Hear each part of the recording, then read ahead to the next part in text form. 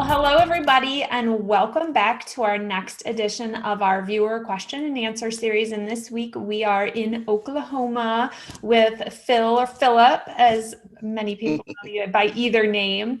And you're in Shawnee, Oklahoma. Is that right? Correct. Yes, ma'am. And his work kind of intersects with my work a little bit. He brings a lot of medical equipment. So maybe in a hospice situation, when someone's coming home to be cared for at home, he would be the one to bring in the bed or the oxygen or any of the equipment to set up in your home. And then after the person died, he would come back, pick it up and bring it back out. So I think our worlds intersect definitely in our work a little bit. Definitely. So what is your first question for me? All right. My first question is, when someone donates their body to science, I know you talked about how the body doesn't stay in one place. It can be dissected and sent to other places for testing. My question is the body embalmed before they send, say, the arm or the head or whatever to be tested for science? Such a good question. It is not traditional embalming, but it's a preservation, which is considered embalming with a specialty fluid. So usually this is not done in the funeral home. The person is taken to the medical school and they have somebody there that does the preservation. Now, this isn't always the case because when I was in school in Cincinnati, we did the injecting of those donor bodies at the school, and that allowed us a lot of additional practice raising vessels because we could raise the vessels in all of these donor bodies. And it was a process where we injected the first day. They then had to go into a storage, I believe it was 2 days. Then we brought them out and then filled them with more fluid. So essentially put some in, let it work. There's no aspirating, obviously, because we want all of those internal organs intact as much as possible. Then they would sit for a little while to let that work, bring them back out, and then pump them as full of fluid in that second round as we could. During that, we also shaved their heads, wrapped their heads in Vaseline or some kind of a lubricant and cheesecloth to keep the head moist. And then that is how they were kind of packaged up and sent to the medical school. I don't know if that's the practice at every place. I just know from my experience and hands-on, the ones we got ready and the place that they went to from our mortuary school, they went out to like 5 various states to different medical schools and facilities. So I think it's different at all places. Oh, okay. That's very interesting. I was always curious about that. Yeah, and some medical schools, I've talked about sometimes they don't stay at the school, but some do. Some it's just you donate to the school and they use them for cadaver lab, and then they are cremated and can be given back to the family or buried in that memorial service. But it's really reading over that paperwork when the body is donated to see, because they really do spell out in there what your body may be used for. So if it doesn't say you could go off for trajectory practice or, firearms, you're not going to be. So they really do spell out and are very honest about what's going to transpire when at that school. Okay, that's pretty neat. So what's your second question? My second question is, when you're using the trocar to aspirate like all the organs and everything, when you get to a particular organ, does each one feel different? Like when you puncture, like is one harder, is one softer?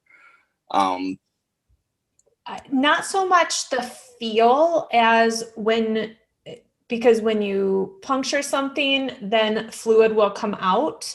And so when you've hit maybe certain things, where when you hit the heart, obviously you're going to get a much bigger rush of blood that comes out. So the tube that comes off of the trocar that runs to the sink or, the outflow tubing, I like when you can see what's coming out, because you can see if it's red or brown or if it's white and foamy, which is usually if you hit maybe the heart, or not the heart, the lungs, you'll get this like kind of clear and a little more foamy stuff that comes out of the lungs. when you hit the bladder, you've hit the bladder, you get urine out. So you definitely can tell when you've hit certain areas of the internal organs by what comes out. We can also tell if there was, sometimes when you hit the lungs, it's darker colored, or it's yellow colored, or there's a lot of mucus. So we can maybe tell if they had pneumonia, or we're getting a lot of talk of COVID individuals, what that looks like. So it sometimes is different based on maybe what their condition was, but we can definitely tell some things as we're going through and as it clears. Okay. Yeah. So actually, I got to follow on part of that. Like, see if they had like psoriasis of the liver or kidney disease, does that change it at all, or does it like harden the organs or anything? Not, you may feel where you run into bulbous areas where maybe something is firmer, or maybe there are uh, balls of cancer, balls of like you do run into some hardening, but you can't really, you push past it for the most part. Mm-hmm. Sometimes you're not able to puncture it as easily, so you may have to give a little more effort, or maybe, it sounds crude, but try to move, like the intestines move very easily, and it's hard to imagine taking a knife and having to just holding a straw, puncture through a straw. Like that straw is going to move a lot as you're going. So if you try to aim the straw towards a rock behind it, you're going to be able to puncture it. And so sometimes you use the hip bones as a backing, so you can maybe get a puncture to make sure you've done what you're needing to do. I know it all sounds brutal, and it's not like we're trying to massacre somebody there, but we have to, it's not worth doing it if we don't do it well. But that's, yeah. Tumors. I don't know. Tumors. That's what I was trying to think of. Cancer, balls. That's the worst ever. Tumors. That word would not come to me. Sorry. No, you're good. What is your third question? My third question is, say a patient or when someone passes away, and say the spouse of the deceased wants one service done one way, but the son wants another, and the daughter wants another way. What's like the ultimate who ultimately decides as to what services are performed if you got the children and the spouse all disagreeing with what kind of services that they want? The spouse wins. They have the say, because they are the first next of kin in the order. So unless the deceased at some point had appointed legally somebody else as their disposition designee, which every state doesn't even have, that spouse has the final say. So the spouse could essentially do a direct cremation and no services, and nobody sees the person again. Oh, wow.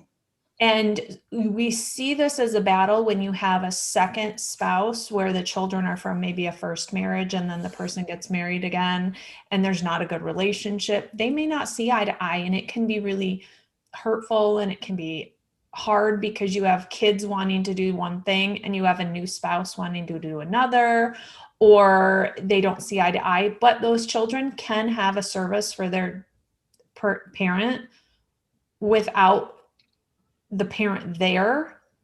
They can still have maybe a memorial service or have a gathering. They can run an obituary. They can do stuff. They just may not have the individual there if the person cremated them and kept them.